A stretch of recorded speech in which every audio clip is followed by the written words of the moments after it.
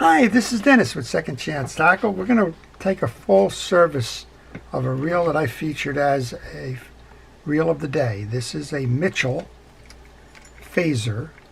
It's well, from their introduction in the 2000s under the Pure Fishing brand. And I guess when I did the reel of the day videos, I said this is not your father's Mitchell. It's not. Bears very little resemblance to the early Mitchells of the 50s and 60s and 70s, and yet it's a nice spinning reel. I did go about changing the line on it, and I thought, well, instead of just handing this one off, let's go ahead and do the service video on it to show you the differences.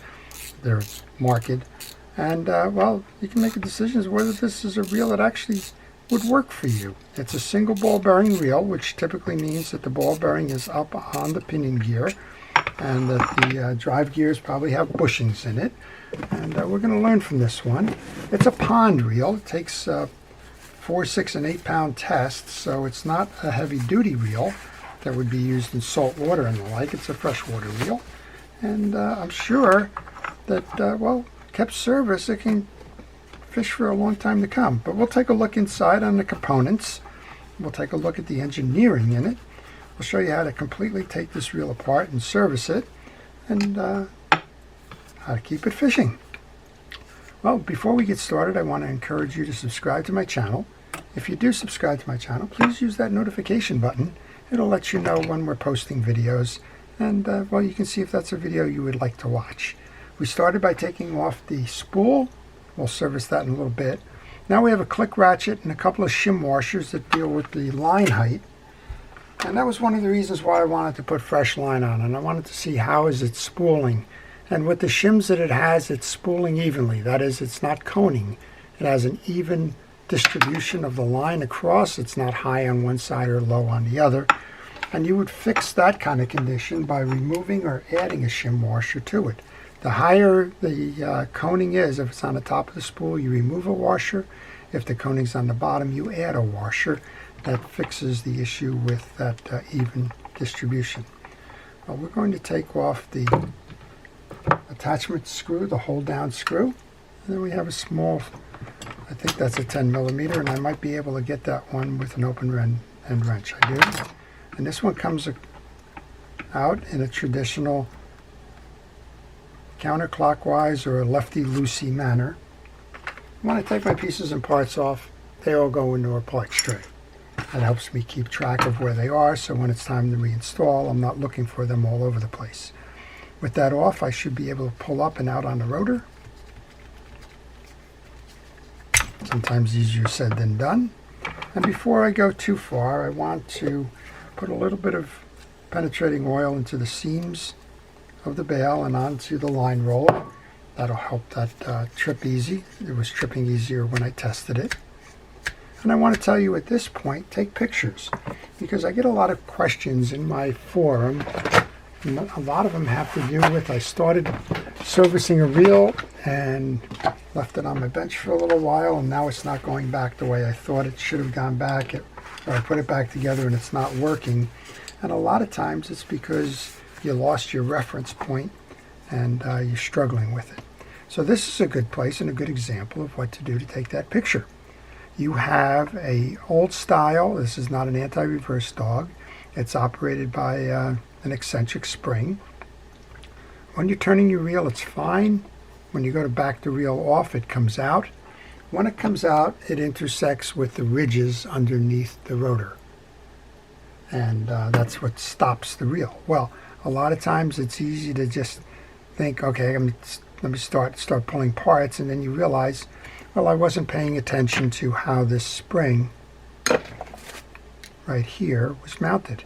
And sometimes, and I just fixed a reel like this, sometimes you don't put it back in that slot, sometimes it winds up over here and you have a sporadic, or you don't have an anti-reverse. So take the pictures before you start taking pieces off.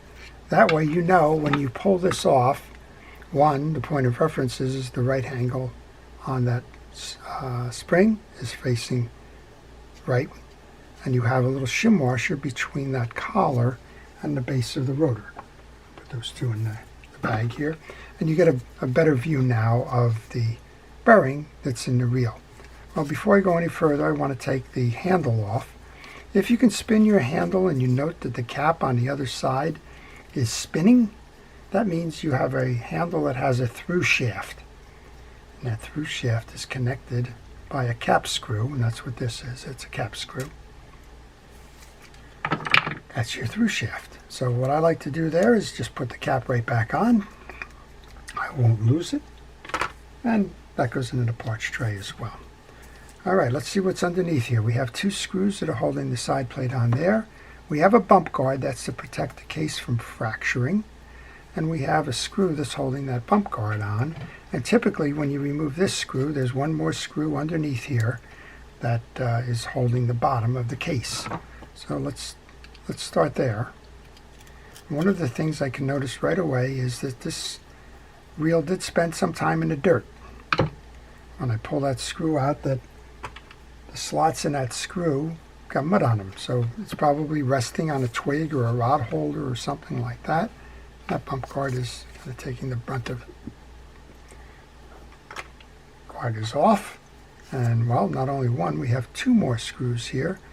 And those are fun because they're micro screws. Well, let's see if we can find a micro driver to get those out. If not, I have to go grab my case with another one. There you go. And while I'm doing that, I want to encourage you to ask questions. Maybe you're working on a reel and you're wondering, how does this piece or part fit, or what's the purpose of that? How does that make sense from a design standpoint, or why did they put this on the reel, or things like that? Go ahead and ask those questions in the comments section, as well as, well, tell me a little bit more about Mitchell and how Mitchell got to be owned by the company that owns Penn Reels now, Pure Fishing. Or do I like the old ones better than the new ones? I'll answer that one right now. I like the old ones better than the new ones. There you go. All right, leave those questions in the comment section. I will try to answer them. 4 screws hold that side case off. We should be able to remove it now. And I've got to say, with all certainty, this is a pretty standard design in a reel, and it's not a bad design.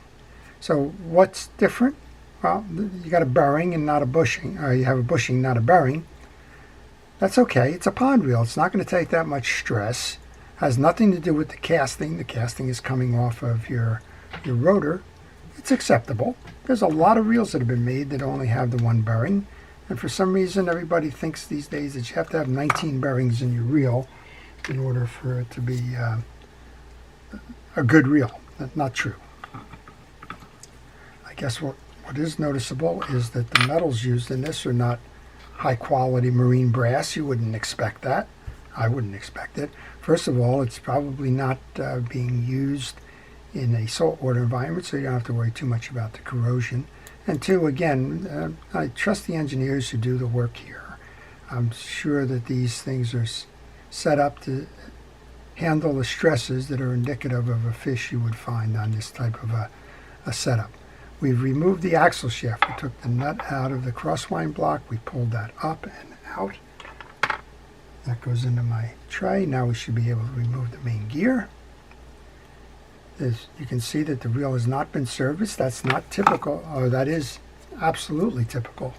I meant to say not untypical of these types of reels. Why is that? Well, because a lot of these reels come on combinations. They're sold in stores like Walmart and the like.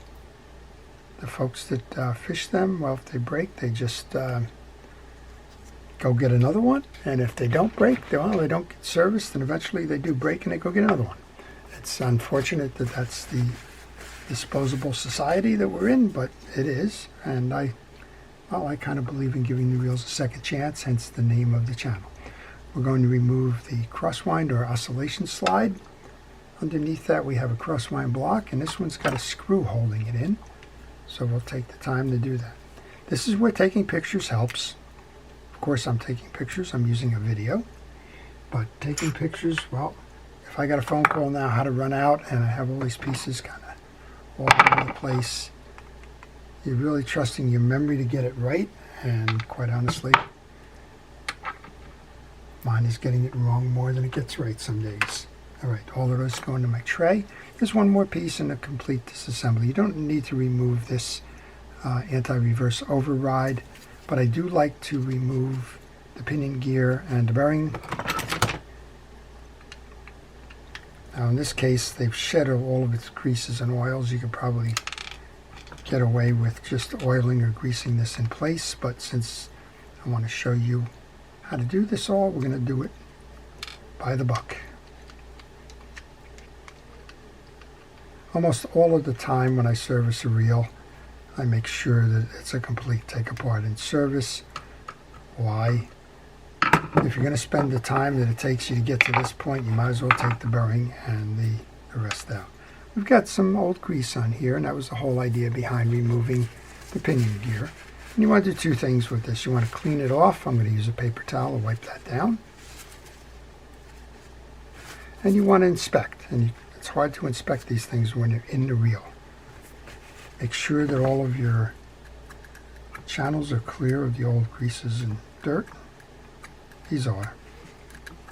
You can use a pick, you can use a safety pin, you can use a small micro driver flat blade, whatever helps you to get the old greases out of there, go ahead and do that. All right, we've inspected that. It works. It's been cleaned. Now we're going to use fishing reel grease to reinstall. I use an artist's brush for that fishing reel grease. That's a big tub of grease. You do not need a big tub of grease if you're servicing one or two reels. You can find, in this case, this is Penn Precision Reel Grease. You can find the grease and the oil online. And, well, you can get a combination kit. I think it's 2 ounces of grease, 1 ounce of oil, or maybe it's the opposite way around. Regardless of what it is, you can get that for around $10. And, well, that's going to be plenty to service several reels. So don't run out and buy the pound package. You don't need it. All right, I've oiled the bearing. I take my time to oil bearings. I've greased the gear. We're going to reset that back into the carrier. When you do, make sure that your bearing goes all the way down. Don't leave it high or low. Well, I guess you can't leave it low. Then let's go ahead and take the time to put the screws back in to hold that down. This doesn't need a collar to hold it down, but on a lot of reels that you service, you will find a collar on there. For example, with a Penn spin fisher, you'll find a collar. This one simply uses the rim of the screw, that edge, to sit on top of the bearing. Pretty efficient design. And again, when you're thinking about it, this reel's not designed to bring in 45 or 50 pound fish. So the stresses aren't going to be there that may happen on a spin fisher or another type of saltwater reel. All right, the third one goes. You have to move that anti-reverse arm out of the way to get the third one in. Just be patient. So much of what you do in fishing reel repair has to do with just taking your time, knowing where you are, not rushing. You don't get points for rushing. And just taking care to enjoy the process and fix the reel. All right. I'm going to put that anti-reverse back in. Remember what we said, the hook faces to the right, and it goes behind that pole there. Just like that. And then we had a small washer, goes on top of that.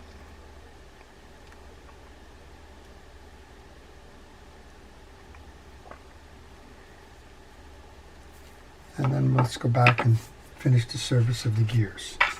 The oscillation gear intersects with the main gear, and that drives the axle shaft up and down. It's got an offset stud on it, and that offset goes high and low, and that's what forces your slide to go up and down as well. When you go to install that, put the stud at the bottom of the case.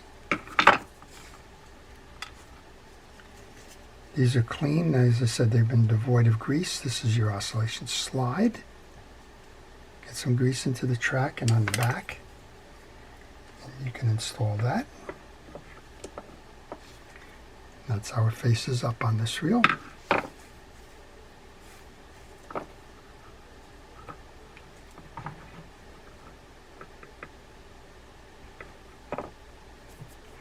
And then we have the main gear we want to put in. Again, check to make sure it's clean. If it's not clean, I'll give you an example. We were just cleaning that before, but get a hard brush, pull that through, and that'll help clear out the teeth if there is any residual greases and dirt left over in there. Once you've done that, you can go ahead and do the re-greasing. Back side is going to intersect with that oscillation gear. Front side is going to intersect with the pinion gear that we just lubed and greased. So this is a pretty standard design in fishing reels. And if you learn how to do this one, well, you can do many of them. This is your axle shaft. In case you don't remember, the one that's got all the threads on it is going to be the top of the shaft. Just a light coating on that, because when you go through the pinion gear, it's going to scrape off in the hole here. And you want to find the flat side on the bottom. That's usually going to face out as you go in. And you're going to merge it with that crosswind block below. And you're going to bring this up. So a lot of folks are going to poo-poo the Mitchell because it's not their father's Mitchell. And it's not. But quite honestly, this is a decent reel. Oops, that's the wrong screw. Got ahead of myself. That's the screw that holds the lock nut in place on the rotor. How did I know that? Well, the size of the head and the taper on it. If I had any questions, of course, you could go back, check that. As I say, go to the videotape. All right, our plate should go on now. And I'm tight here, and that's because the spring is not mounted in the case here. With that spring installed properly, you can grab the screws. Remember, we had two small screws that come below. We're using the micro driver for that. I'm going to put one of those in, and then I'm going to go up top. I like to keep equal torsion on these. If you install them kind of circular, if every now and then you're going to have a bubble or a little bit of tension in the case, and that's going to cause the parts inside to behave badly. Okay, let's put the other small one in, go up to the other one on the other side. We can finish it with that cap. So I think this reel probably sold as part of a combination, rod and reel. It was probably priced probably $29.99, maybe. I don't know, maybe a little bit more. It's hard to keep track of inflation these days. But it wasn't that expensive a reel. Don't know what, if it came on a pole, don't know what the pole would have been. I suspect it probably would have been a 6.5 or 7 foot pole, medium duty kind of a thing. Suitable for, well, basic freshwater fishing. I have no doubt, looking at the inside of this, you can catch a nice bass on this one. Or crappie fishing, it's a 1,000 size. It takes 4, 6, and 8 pound line. I just put 4 pound line on this one. And I'm sure it'll keep fishing for a long time to come. The key to all of these reels isn't necessarily the materials or the number of ball bearings or all the other things we tend to get crazy about. The thing is about keeping it cleaned, oiled, and greased. And well, you're not going to find parts on it, so it's all about preventive maintenance here rather than going back and trying to fix something. One of the reasons why the reels are inexpensive or less expensive is that there are no service provisions. In other words, you lose it to a broken part and you are out of luck. All right, let's go back and find that big screw again.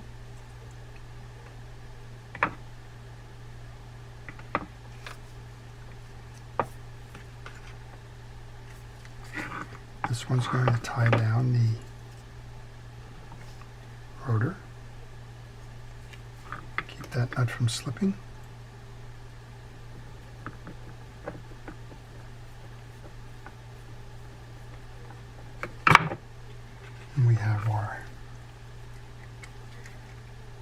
click ratchet, the 2 shim washers.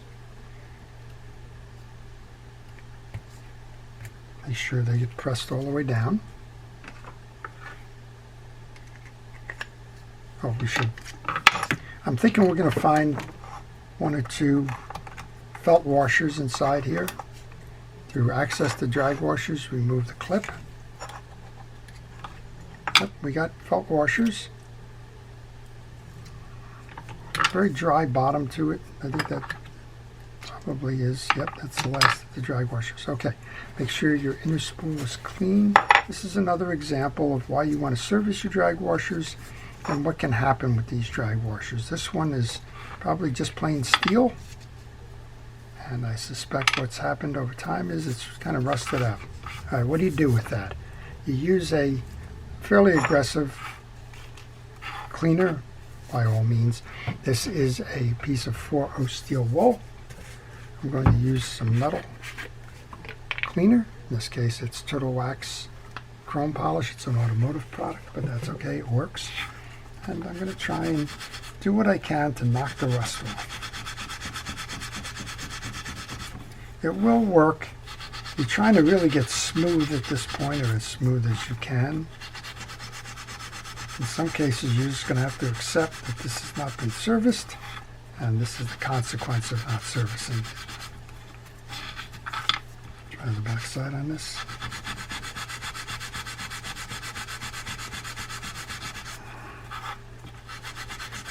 It does seem to be smoothing out, which is what you would expect from a steel wool. Yeah, that it's smooth, it's tarnished, but it's not going to tear up your washers. Let's do that again on this one. I think we probably just got it in the nick of time, if you will. Or if we tried to keep fishing this reel, how's that? If we tried to keep fishing this reel, the pits on these washers would dig into the felt. And felt being what felt is, it would get destroyed. I don't think that because it's got felt washers, they're inferior drag system. Penn has used felt washers on the Penn Fierce and the Penn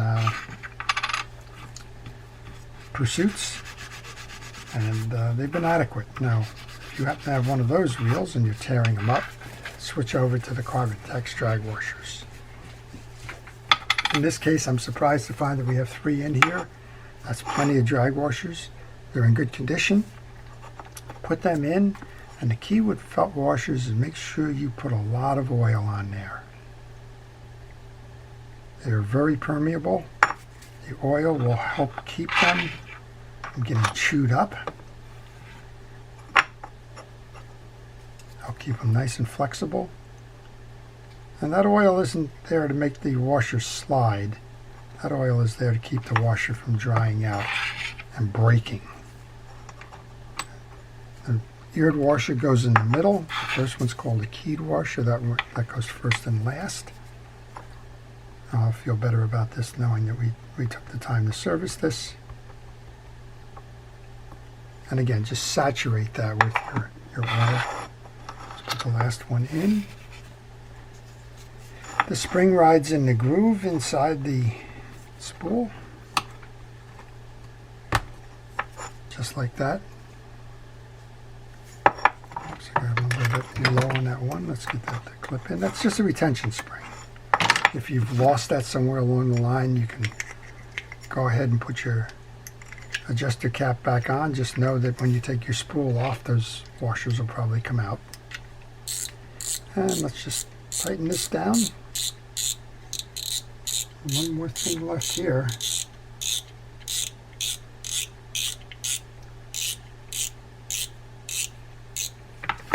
One more thing is to take our handle, put that back on. Take the screw out, it was there for safekeeping. Drop of oil into this lever. That's the collapsible handle feature. You can fish this one as a left-handed crank or a right-handed crank. You choose. Let's go put it on this side. I'm going to fish this as a left-handed crank.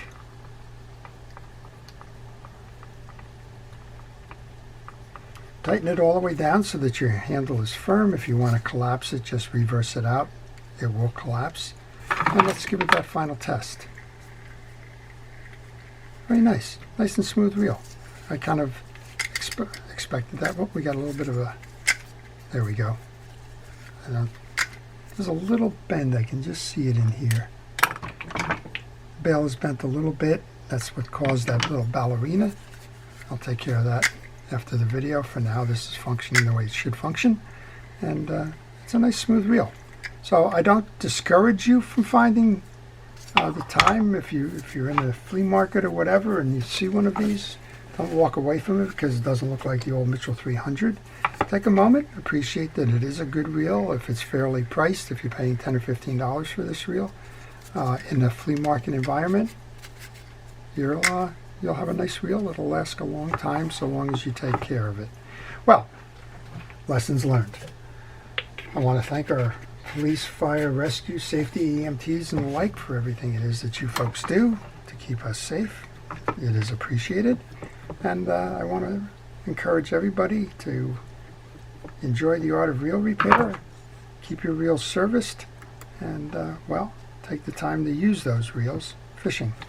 This is my last thing I'm going to do. You can see that it doesn't line up naturally. That was that little causing the bend. All I need to do is just kind of apply a little bit of pressure. It is a wire, just bend it back. Make sure that it lines up now without any tension. That's it right there. And that bail will just keep operating the way it should. Just a nice easy flip to it. Well, this is Dennis with Second Chance Tackle, wishing everybody a great day. Have fun on the water. Make a lot of friends.